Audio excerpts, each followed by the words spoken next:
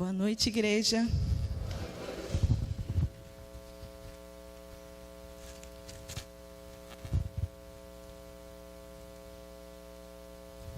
O texto dessa noite para nossa reflexão encontra-se em Marcos 4, de 1 a 20.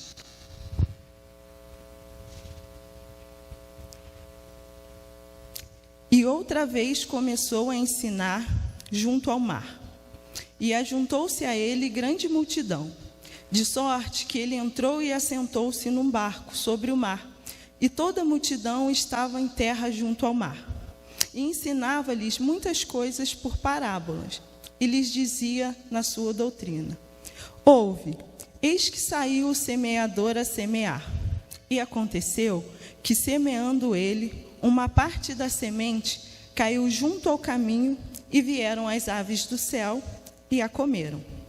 Outra caiu sobre pedregais, onde não havia muita terra, e nasceu logo, porque não tinha terra profunda.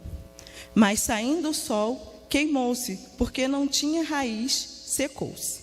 E outra caiu entre os espinhos, e crescendo os espinhos, a sufocaram, e não deu fruto. E outra caiu em boa terra, e deu fruto, que vingou e cresceu. E um produziu 30, outro 60 e outro 100. E disse-lhes: Quem tem ouvidos para ouvir, que ouçam. Prestem atenção nessa frase.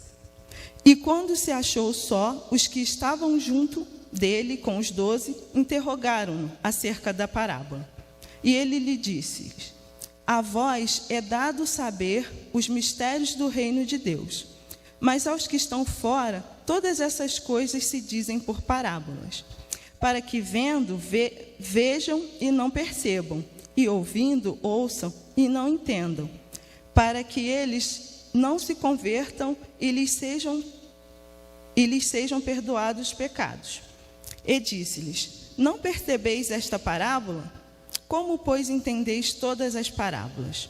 Os que semeiam a palavra e os que estão junto ao caminho são aqueles em quem a palavra é semeada. Mas, tendo eles ouvido, vem logo Satanás e tira a palavra que foi semeada no coração deles. E da mesma sorte, os que receberam a semente sob pedregais, que ouvindo a palavra, logo com prazer recebem, mas têm raiz em si mesmo, antes são temporãos. Depois, sobrevindo a tribulação ou perseguição por causa da palavra, logo se escandalizam.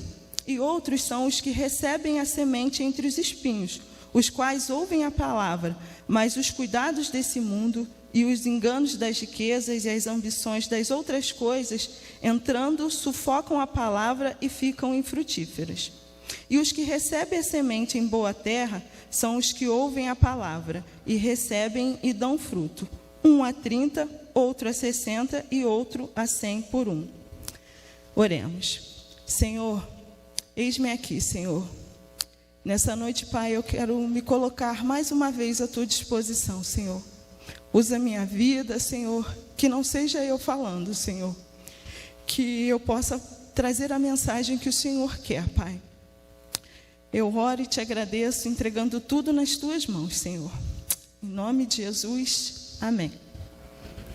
Irmãos, esta parábola, ela mostra o começo do ministério de Jesus, quando ele encontrou diferentes reações à sua mensagem. Alguns se animavam de forma passageira, outros realmente compreendiam e outros rejeitavam. O texto nos conta a história de um semeador que sai distribuindo a sua semente por 4 tipos diferentes de solo. O texto também nos conta que a semente lançada é a palavra de Deus. E a única distinção entre os solos apresentados por ele é que todos ouvem a palavra de Deus. Mas é a resposta que cada um dá é que revela que tipo de solos são. Este é um texto muito conhecido, que já ouvimos inúmeras vezes e sobre o qual muitos pregadores já discorreram. No entanto, nessa noite, eu gostaria que olhássemos para esse texto com um novo olhar, buscando extrair 2 lições práticas que essa parábola nos ensina. E a primeira dela delas é sobre a generosidade do semeador. Mesmo sabendo que haviam diferentes tipos de solo, ele não deixou de semear. Ele sabia que ao lançar a semente à beira do caminho, as aves do céu viriam e a roubariam. Que ele sabia que ao lançar as sementes num solo pedregoso, por não terem raízes, por não terem profundidade, as suas raízes ficariam expostas e o sol logo as queimaria. Ele também sabia que ao lançar por entre os espinhos, pelo seu crescimento, elas seriam sufocadas. E ele também sabia que as únicas que dariam frutos seriam aquelas que caíssem em boa terra. Irmãos, mas ainda assim ele semeou, para todos e sem parcialidade. Porque Jesus veio para salvar a todos. Em João 3,16, nos afirma que Jesus Cristo morreu para que todos que nele creiam possam ser salvos. E nós, irmãos, devemos ser imitadores de Cristo. Devemos ser como Jesus. Irmãos, muitas vezes, eu e você somos até presunçosos. Olhamos, às vezes, dentro da nossa rede de amigos, da nossa rede familiar, e vemos aquela pessoa, muitas vezes com o seu coração endurecido, que por algumas vezes você já tenha falado, você já falou do amor de Deus, e você pensa, não vou mais falar, não vale a pena mais falar para essa pessoa. Ela não vai me ouvir, se ouvir, nada vai mudar. Mas o que Jesus nos mostra é justamente o contrário, que devemos pregar sim, devemos semear independentemente do tipo de solo. Eu tenho um primo que é cerca de uns 10 anos mais velho que eu. Durante muitos anos eu vi frequentando bares, alcoolizado, caído pelas ruas, machucado, sendo humilhado por pessoas comuns e pessoas que frequentavam os mesmos lugares e faziam as mesmas coisas que ele. Mas a única coisa que eu nunca vi mudar era a permanência que a minha avó tinha de orar por ele e sempre que possível falar do amor de Deus. E os anos se passaram e um dia, eu me lembro como se fosse hoje, alguém chegou e disse: seu primo agora é crente. Eu me lembro que a pessoa falou até com uma certa repulsa, achando que não daria em nada, que não haveria mudança genuína. E aquele que era um improvável diante dos olhos do mundo, diante da sociedade, agora virou uma bênção dentro da sua casa e dentro da nossa família. E você sabe o que isso me ensina? Que não existe solo impossível quando alguém decide continuar a semear. É o que nos leva para o segundo ponto da nossa reflexão. A generosidade do semeador nos inspira a semear. Assim como o semeador da parábola, somos chamados a lançar a semente com generosidade e sem distinção, em todo tipo de solo. À semelhança de Jesus, devemos perseverar em distribuir essa preciosa semente que transforma, cura e que é o único caminho para a vida eterna. Semear a palavra de Deus é um ato de obediência, mas também é um ato de gratidão, pois um dia fomos alcançados por essa palavra. E por isso, devemos ouvir a mensagem e não guardar apenas para nós. Devemos fazer o que está escrito em Marcos 16:15. Ide por todo o mundo e pregai o evangelho a toda criatura. O verbo ide está no imperativo. Não é uma sugestão, e sim uma ordenança. Assim como aquele primo que um dia esteve perdido, sem rumo, sem direção, irmãos, um dia eu também já estive. Embora eu não fizesse as mesmas coisas que ele, não frequentasse os mesmos lugares, mas essa semente tão preciosa ainda não havia alcançado o solo do meu coração.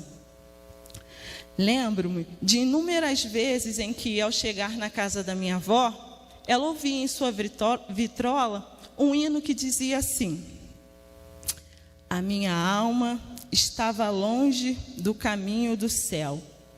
Eu era cego e desprezível pecador, mas Jesus já transformou as minhas trevas em luz, quando Ele estendeu a sua mão para mim.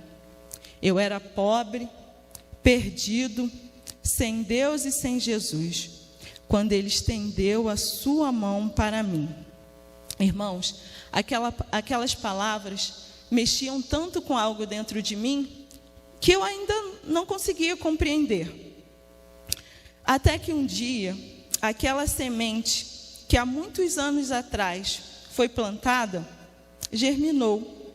E foi quando eu tomei a melhor decisão da minha vida, que foi de entregar a minha vida àquele que sempre esteve com as mãos estendidas para mim. E tudo isso só foi possível porque alguém inspirado pelo semeador, ele não se importou com que tipo de solo que eu era. Simplesmente semeou generosamente. Queridos, já caminhando para o final, eu quero te perguntar: você está disposto a receber essa semente? Talvez o seu coração esteja endurecido pela dor. Talvez as lutas tenham enfraquecido a sua fé.